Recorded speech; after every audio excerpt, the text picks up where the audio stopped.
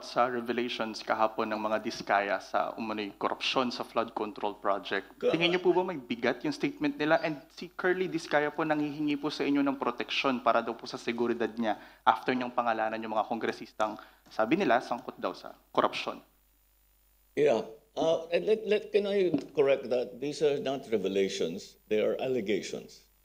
That's a very different, allegations and revelations are extremely different.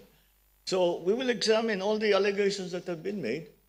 Ang lumalabas talaga dito, mula nung nasimulaan itong investigasyon at lahat niyan, ay matagal na talaga. Kaya ang lalim na, ang lalim na nung kumbaga sa amag at napakalalim na na sa sistema. It's the system of this kind of corruption has been institutionalized.